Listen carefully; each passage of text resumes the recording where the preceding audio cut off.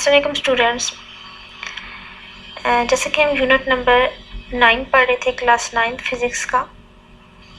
इसका टॉपिक था 9.2, इस नेम इज़ कंडक्शन। तो इसी प्रीवियस लेक्चर में हमने देखा था कि कंडक्शन हीट के फ्लो करने का एक ऐसा प्रोसेस है कि जिसमें हीट फ्लो करती है एटम्स और फ्री इलेक्ट्रॉन्स की वाइब्रेशन की वजह से, ठीक है। और कंडक्शन का प्रोसेस जो है वो सॉलिड्स में होता है। तो इसी टॉपिक का सब टॉपिक है thermal conductivity. Thermal mean heat and conductivity का वर्ड कंडक्शन से निकला है। कंडक्शन का मतलब होता है टू पास हीट, ठीक है, या टू फ्लो हीट। तो थर्मल कंडक्टिविटी किसी भी मटेरियल की या किसी भी बॉडी की वो प्रॉपर्टी या वो खसूसियत होती है कि वो बॉडी अपने में से कितनी हीट को फ्लो करवाएगी, हीट को पास करवाएगी।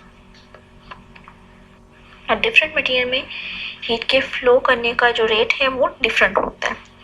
मिसाल के तौर पर एक ही मेटेरियल से बने हुए अगर हमने दो बॉक्सेस लिए, एक का साइज़ छोटा है और एक का साइज़ बड़ा है, तो छोटे में जो हीट है, छोटे को हीटअप करने के लिए, छोटे बॉक्स को हीटअप करने के लिए क्या होगा कि थोड़ा टाइम लगेगा, थोड़ी सी उसको हीट मिलेगी तो वो जल्दी से हीटअप हो जाएगा। लेकिन अगर कोई बॉक्स बड़ा है तो उसको हीटअप होने में, गर्म होने में काफ़ी ज़्यादा टाइम लगेगा, ठीक है। तो इस बात का ये मतलब है कि हर मटेरियल की अपनी प्रॉपर्टी है कि वो कितने टाइम में हीट को फ्लो करवा रहा है, कितनी टाइम में जो है वो हीटअप हो रहा है।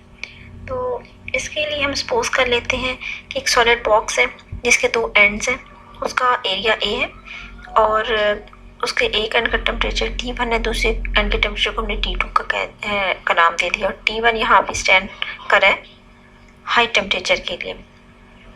तो ये बात अंडरस्टूड है कि यूनिवर्स में मौजूद हर चीज़ स्टेबिलिटी चाहती है, ठीक है। यानी अगर हीट तो हीट ज़्यादा से कम की तरफ फ्लो करेगी, एक इक्विलिब्रियम की स्टेट जा रही होती है ना हर चीज़। तो हीट हायर टेम्परेचर से लोअर टेम्परेचर की तरफ फ्लो करेगी, ठीक है, कि बॉडी के एक एंड जिसका टेम्परेचर हाई है वहाँ से बॉडी के उस एंड की तरफ हीट फ्लो करेगी जहाँ टेम्परेचर कम है।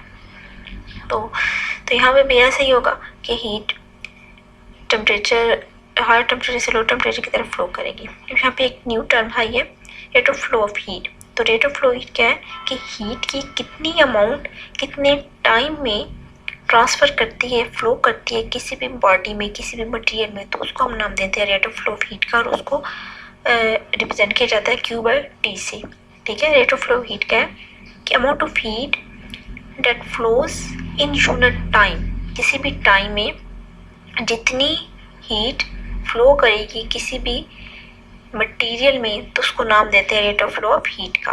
Rate of flow of heat कुछ फैक्टर्स पे डिपेंड करता है। सॉलिड के केस में कुछ फैक्टर्स पे डिपेंड करता है, ठीक है, कि ऐसा नहीं है कि हर मटेरियल में rate of flow of heat है वो सेम है, ठीक है, डिफरेंट रेट हो सकता है। तो अब rate of flow of heat के कुछ फैक्टर्स पे डिपेंडेंस को हमने पढ़ना है। तो पहला जो फैक्टर है एरिया, किसी भी सॉलिड का जितना ज़्यादा एरिया होगा, ठीक है, एरिया से मुराद क्या है, यहाँ पे उसकी थिकनेस है। तो जितना ज़्यादा एरिया होगा तो उसमें इतनी ज़्यादा हीट फ्लो करेगी। क्यों? क्योंकि कंपोजिशन डिफरेंट होगी, ठीक है। हर मटेरियल की कंपोजिशन डिफरेंट होती है ना, और उसमें जब सॉलिड की जब बात करें तो कोई भी चीज़ है तो एटम्स मॉलिक्यूल से मिलकर बनी हुई होती है। तो जब ये होगा कि अगर उसमें का एरिया ज़्यादा है तो उसमें number of molecules, number of atoms, number of electrons वो ज़्यादा होंगे, ठीक है, ये ज़्यादा पार्टिकल्स उसमें पाए जाएंगे। तो सॉलिड का स्ट्रक्चर हमने पढ़ा था तो उसमें ये देखा था कि उसमें atoms layer to layer arrange हुए हुए होते हैं। तो जितना एरिया ज़्यादा होगा इतनी एटम्स की लेयर ज़्यादा होंगी, तो हीट जो है वो इतनी ज़्यादा फ्लो करेगी। तो you rate of flow of heat का एरिया के साथ, मटेरियल के एरिया के साथ डायरेक्ट रिलेशन है। नेक्स्ट फैक्टर है लेंथ ऑफ सॉलिड। तो लेंथ ऑफ सॉलिड के साथ rate of flow of heat का इनवर्स रिलेशन है।